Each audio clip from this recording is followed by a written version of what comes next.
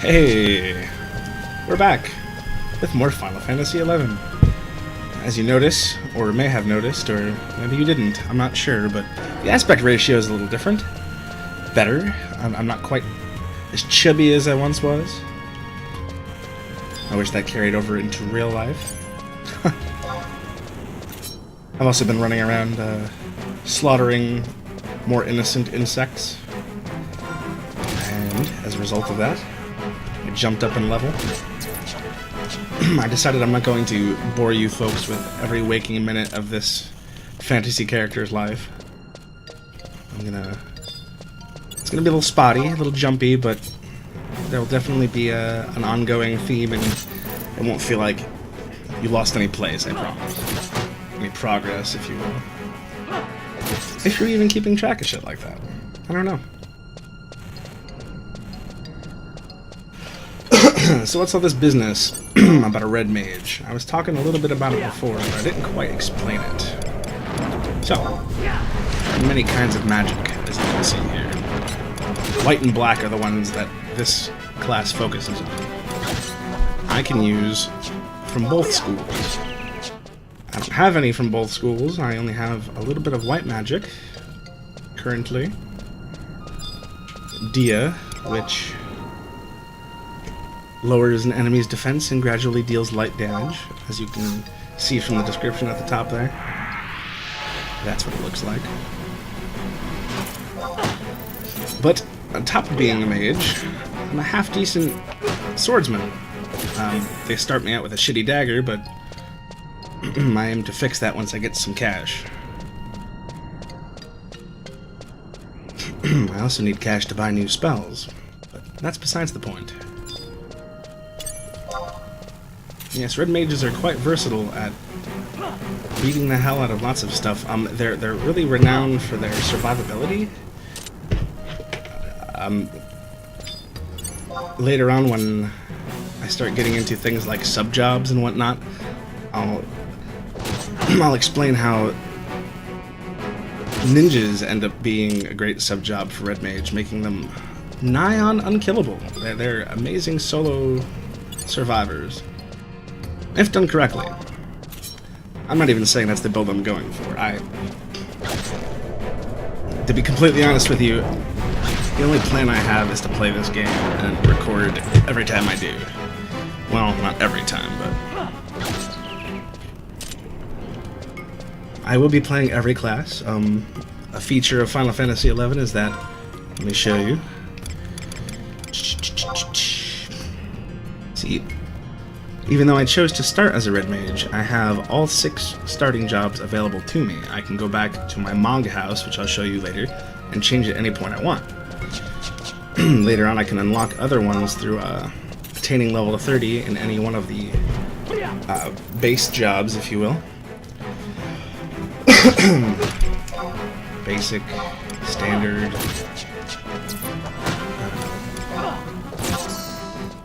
original 6. I'd call them basic jobs. Classes. I'm gonna die if I don't take a knee here. Ah, this must be so exciting for you. Delicious coffee. Yes, during the short break between episodes, I got more coffee.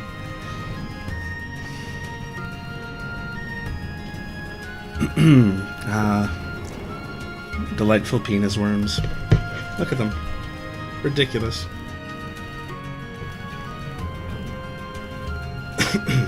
They're a recurring enemy. You find them just about everywhere in Vanadil, which looks like this. Well, not like that. More like this.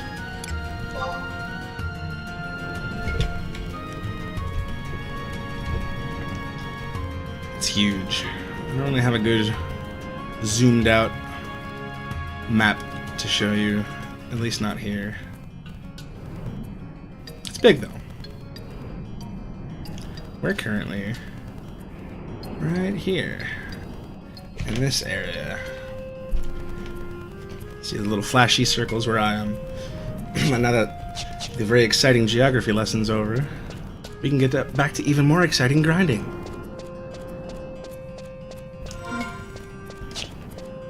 This is just loads of fun. Look, I'm almost level 4. That's good news.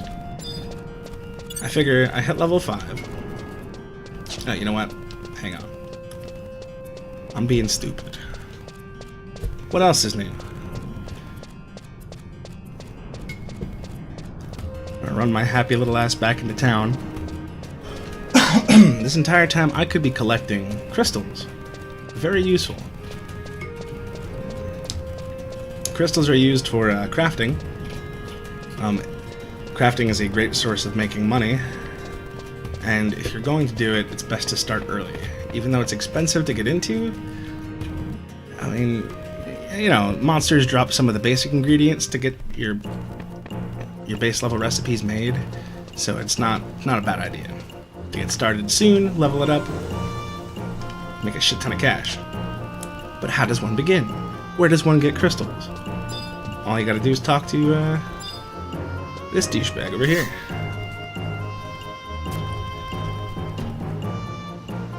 Select Cast Signet. Watch the pretty colors. And poof. As you can see in the top left there, I have a 4-hour buff. Oop, there.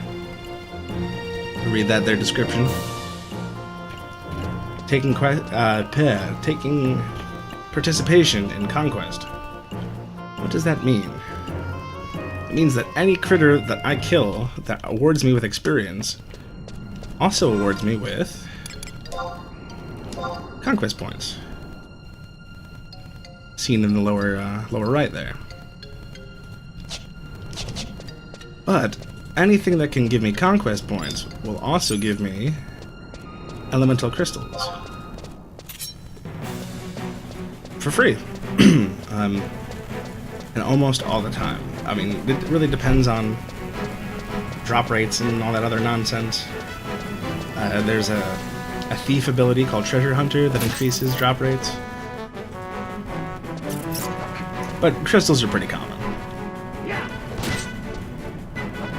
I mean, and if you don't really want to use certain elemental ones, because, you know, you need certain elements to do certain crafts, and you can't do all crafts all at once, so you can always sell your extras, or turn them in for rank points, which is a completely other beast that I'll have to get into later. Yes, I have combat skills that are increasing, as you can see in the log window there. That makes me less sucky. And I got an earth crystal. Woot. I'll show you. It's just kind of hanging out here in my inventory. See? And I can use it.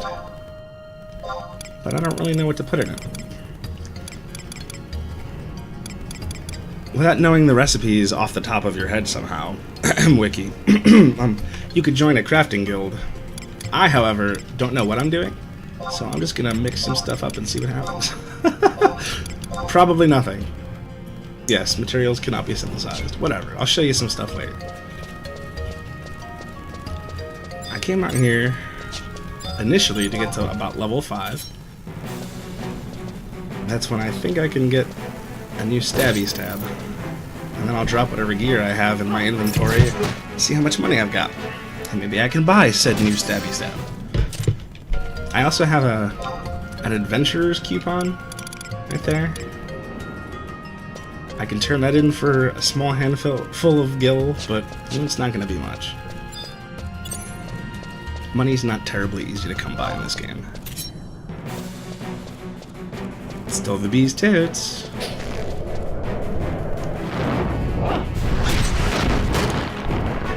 Speaking of black magic, there's stone, a low-level black magic spell, which I can actually eventually learn as a red mage. But first, wow, classic move. Engage too far away. So other than my health and my mana, which are displayed as the yellow and orangish bars at the top left, and at the bottom right is a pinkish and greenish bar. I also have TP. TP, aside from being a necessity for, what is that worm doing? I'm sorry, that is very distracting. They're not supposed to do that. Anyway, when your weapon skills, that's these guys, get to a certain level, see my dagger is level 5 there, that's enough to unlock a weapon skill. I use that by consuming 1,000 or more TP. And TP is gained by dealing physical damage or getting the hell beaten out of yourself.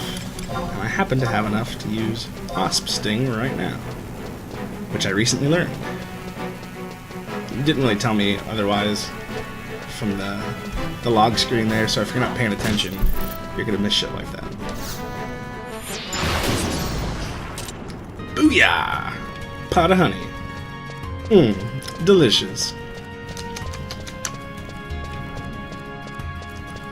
84 delicious experience points to boot. To booty boot. This game features a rich day and night cycle. Actually, it's kind of crazy. There are days of the week, and it affects things like elemental potency and craft success rates, and there's weather that affects things like elemental damage potency as well, and there's actually an almanac for all of this. It's crazy. There's all kinds of madness. Very detailed. I very much like this game. I know I keep saying that, but you're gonna hear it until episode 500, I promise. Yes, I'm also making these 15-minute long episodes at minimum. I figure with the amount of nonsense that happens, and well, if you're gonna stick with me, you might as well stick with me the full ride, right?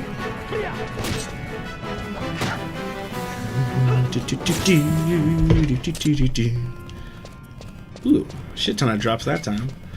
That's good. I'm gonna sell all the crap that's not highlighted in green, because highlighted in green is stuff that I'm wearing. I only have 30 slots of inventory space. That's fantastic. Do I have access to... Yes, I do! Oh, thank God. Okay, so I do have access to extra storage on the go. So roughly about 90 slots that I can play with currently. I'm pretty sure there's a way to increase your inventory size. I don't know how to do it exactly. And that douchebag just left. Great. You there. Random plant thing. Amuse me. The what? Oh yeah. So I don't remember the player's name. But I'm sitting around running out here around Gustaberg, which is this region. And I had a query, I had a question to ask. So I slash shout, which broadcasts to the entire region, I believe, or the map I'm on. I'm not exactly sure how that works. But I ask if anyone is around. And walking past me is a person that completely ignores me, but they have a bizarre marker over their head, which I'll show you later. It's basically a player-run shop. And I decided to check the contents. And upon doing so, it also showed me the player's title, which was Bastocken Welcoming Committee. Terribly ironic considering the fact that they completely ignored me. I felt very welcome indeed. Good times. Thanks to my darling Hexy for reminding me of that tale that happened off camera during the break. Ridiculous. Ah, nothing but love for you, whoever the hell you are. I'm sure you are very busy. Also, it's not easy to Oh, shut up, alarm. It's not easy to pay attention to log if, you got a lot of other things going on. Perhaps they belong to a link shop. What do I know? There could be a lot of, gabbing going on. Maybe they're in a party with a lot of gabbing going on. Maybe I'm gabbing too much right now. Maybe they don't speak English. I didn't think about that. I'm gonna try the auto-translator next time. That looks like this. Let me show you. An awesome feature from Final Fantasy here. You hit tab while you're in your chat window, and you got all of these categories of things you can say. And depending on the language settings of the player receiving the message, that message shown up in parentheses there will be in their native language. It's freaking awesome. I thought it was a very cool feature. More on foreign languages in the next episode. Mi nombre es Señor Pantalones. Excuse me, Chairman Pantalones. You're right. That's not.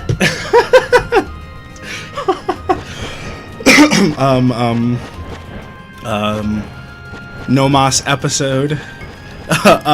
For the time being.